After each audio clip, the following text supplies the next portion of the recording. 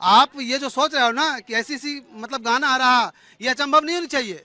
ये भारत में आप कुछ भी कर सकते हो, सब चीज़ की आज़ादी है, समझे ना। यहाँ कहीं भी बम फोड़ दो, किसी को गाली दे दो, किसी को गोली मार दो, कुछ नहीं हो सकता, क्योंकि यहाँ का कानून जो है, कानून व्यवस्था जो है वो बिल्कुल चरमरा रुका है।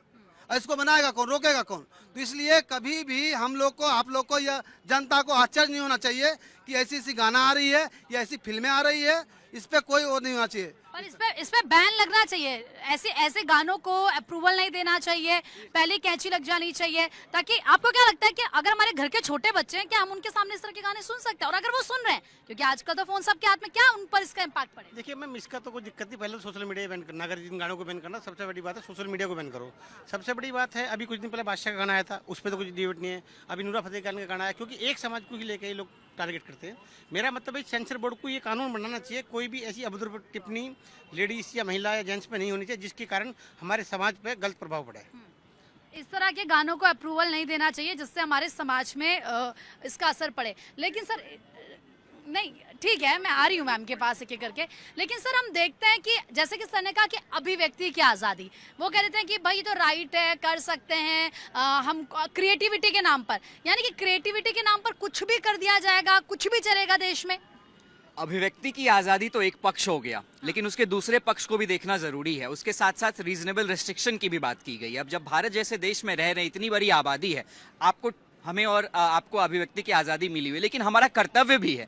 उस अभिव्यक्ति की आज़ादी तभी तक है लोगों के पास जब तक वो सामाजिक मूल्यों का संरक्षण हो। अगर सामाजिक मूल्यों का थोड़ा सा भी क्षरण हो रहा है तो कहीं ना कहीं वो हमारे लिए भी घातक है और समाज में रहने वाले लोगों के लिए भी घातक है। तो हमें अभिव्यक्ति की आज़ादी के लिए भी सोचने की आवश्यकता है कि वो अभिव्यक्ति की आज़ादी कहाँ तक है। तो इस फूहड़ता, इस अश्लीलता की अभिव्यक्ति की आज़ादी ना तो कानून देता है और ना ही यहाँ की सरकारें देती है, ना ही यहाँ के लोग देते हैं। अब इसके पीछे की मानसिकता को समझने की जरूरत है। ऐसा नहीं है कि ये पहली बार हो रहा है, आज पहली बार हो रहा है और हम लोग इस पर बात करने आ गए। आज से पुराने इतिहास को भी जब आप पलट कर देखेंगे, बीते 10 साल, 12 साल, 20 साल के इतिहासों में, लेकिन हाँ, अभी बस एक इसमें चीज नहीं आई है कि ये बहुत ही कंसिस्टेंसी के साथ हर 1-2 महीने में ऐसी चीजें उत्पन्न हो रही हैं। तो कहीं ना कहीं इस पर रोक लगनी चाहिए, सख्त कार्रवाई होनी चाहिए। और मुझे लगता है कि ये कार्रवाई सिर्फ और सिर्फ कागजों से, कानूनों से नहीं होगा। इसको समझने की जरूरत है।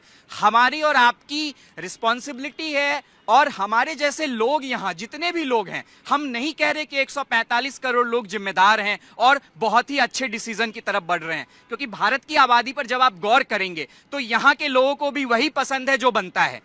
तो उस पर भी सोचने की हमें जरूरत है, उसे भी समझने की जरूरत है, उसे दूर करने की जरूरत है। तो मुझे लगता है कि आने वाले समय में सिर्फ और सिर्फ कानून बना देने से, सेंसरशिप बोर्ड हैं, आईटी एक्ट हैं, लेकिन कहां फॉलो हो रहा है? आईटी एक्ट के तहत तो इस पर कार्रवाई हो जानी चाहिए थी, लेकिन कार्रवाई होने के बाद भी क्या चीजें सुधरी? इससे पहले भी तो कार्रवाई हुई, बैन किया गया, रोक लगाई गई, लेकिन क्या आज फिर से तो वही चीजें आपके समक्ष है, आपके सामने है? तो सिर्फ और सिर्फ कानून बनाने से, रेगुलेशन इंप्लीफाइड करने से चीजें नहीं सुधर सकती हैं। हमें सामाजिक मूल्यों के संरक्षण के लिए अपने सोच को भी विकसित करना होगा। बिल्कुल बिल्कुल, सोच को भी विकसित करना होगा। प्रीति, अभी अभिव्यक्ति की आजादी की बात हो रही थी। मैं कहती हूँ स्वतंत्रता का मतलब ये नहीं होता है कि आप कुछ भी परोसेंगे।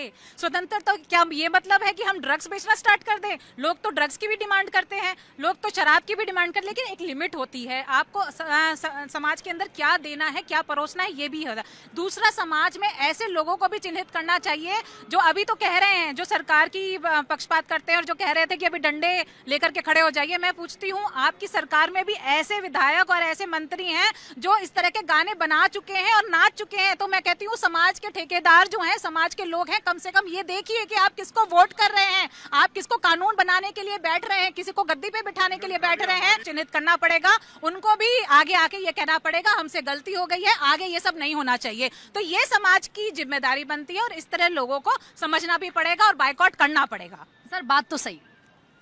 देखिए, मैं इनकी बातों का समर्थन करता हूं, हैं ऐसे लोग। और एक भाई ने कहा कि अभिव्यक्ति की आजादी है, तो वो भूल गए कि जहां दूसरे की आजादी शुरू होती है वहां आपकी आजादी का अंत होता है। आप दूसरे को जो चीज पसंद नहीं है, आप ऐसा काम नहीं कर सकते, समाज में ऐसी चीजें नहीं परोस सकते हैं। और भारतीय संस्कृति, भारतीय प्यार वो लिपटे हुए कपड़ों में ही सही लगता है।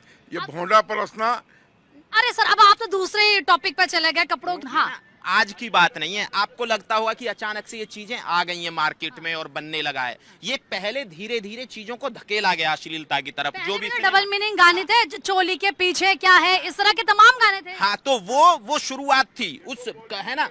देखिए हाँ, ये सर हम सभी की बात करें, चाहे बॉलीवुड हो भोजपुरी। ये शुरुआत थी, अब एक्सट्रीम हो गया है। ये शुरुआत थी कि पहले धीरे धीरे धकेला गया इस समाज को अश्लीलता की तरफ धकेला गया। बॉलीवुड ने धकेला, जानबूझ के धकेला। आपको लगता होगा कि अनायास ऐसे गाने बन जाते, नहीं। ये सोच समझ के बनाया जाता है कि लड़कियों को कैसे एक ऑब्जेक्ट की तरह देखा जाए।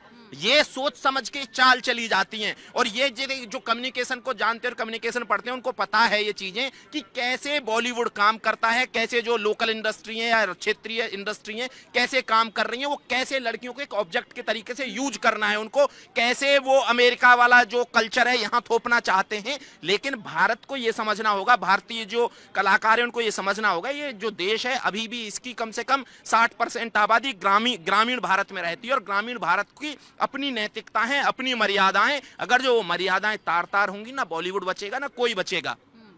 अगर जो बॉलीवुड सेल्फ रेगुलेशन नहीं लेके आता है, सरकार नहीं रेगुलेट करती है, तो अगर ग्रामीण भारत इन चीजों के खिलाफ खड़ा होना शुरू हो गया तो ना बॉलीवुड बचने वाला है, ना सरकारों की अपनी जिम्मेदारी, सरकार खुद फंस जाएंगी। अगर जो देखिए कितना भोंडापन है, ओटीटी पे आप जाके देख नहीं सकते हैं। इवन अगर जो आप बच्चे, अगर जो आपने वो नहीं पासवर्ड नहीं लगा रखे हैं, तो ओटीटी पे इतना सारा वायरल ऐसा कंटेंट पड़ा हुआ है, सेक्सुअल कंटेंट इतना है कि कोई देख नहीं सकता है। वो आप अकेले में ही देख सकते हैं। और सरकार वो ठीक है कि भाई फिल्म सेंसर बोर्ड बोलता है कि हम ये सर्टिफिकेट देते हैं, ये सर्टिफिकेट देते हैं, लेकिन सर्टिफिकेट देने का मतलब ये नहीं है कि फिर वो सोशल मीडिया पे नहीं आता है। वो तो बच्चों के सामने भी गुजर रहा है, 14 साल के बच्चे भी देख रहे हैं, बच्चियां भी देख रही हैं। तो आप इस देश को कहां लेके जाना चाहते हैं? क्या इस देश को थाईलैंड बनाना है? क्या इस देश को सेक्स टूरिज्म के नाम पे डेवलप करना है क्या? या तो आपको करना है तो भाई आप आईटी इंडस्ट्री को बढ़ाइए, बाकी चीजों को बढ़ाइए और इन चीजों पे रेगुलेट करिए। और ऐसा नहीं है कि सरकार रेगुलेट नहीं कर सकती है, टेक्नोलॉजी नहीं है ऐसी चीज। या जो भी सोशल साइट है कि सोशल साइट को रेगुलेट नहीं किया जा सकता है, किया जा सकता है। फायरवॉल होती हैं, आप अपने कीवर्ड डाल सकते हैं, ये चीजें नहीं दिखाई देंगी भारत में तो नहीं दिखाई देंगी। लेकिन सरकार भी अभी बहुत ज्यादा सीरियस मुझे दिखाई नहीं दे रही है। सरकार चाह रही है कि जनता अचानक से एक मांग उठा दे, और लेकिन सरकार ने अगर जिम्मेदारी नहीं निर्वहन की तो सरकार को मुश्किल हो जाएगी आने वाले दिनों में। देखिए हमारे पास क्या आ रहा है, हमारे सोशल मीडिया के थ्रू हमारे बच्चों को क्या सिखाया जा रहा है, उन तक क्या पहुंच रहा है, ये रेगुलेट होना बहुत ज्यादा जरूरी है। और हाँ, सरकार के साथ साथ ये हम सब की भी जिम्मेदारी है कि हम देखें कि क्या कुछ लोग पॉपुलैरिटी के लिए आप तक कंट्रोवर्सी या फिर इस तरह का कंटेंट तो नहीं पहुंचा रहे जो आपके लिए, आपके बच्चों के लिए बहुत ज्यादा घातक है, जहर है।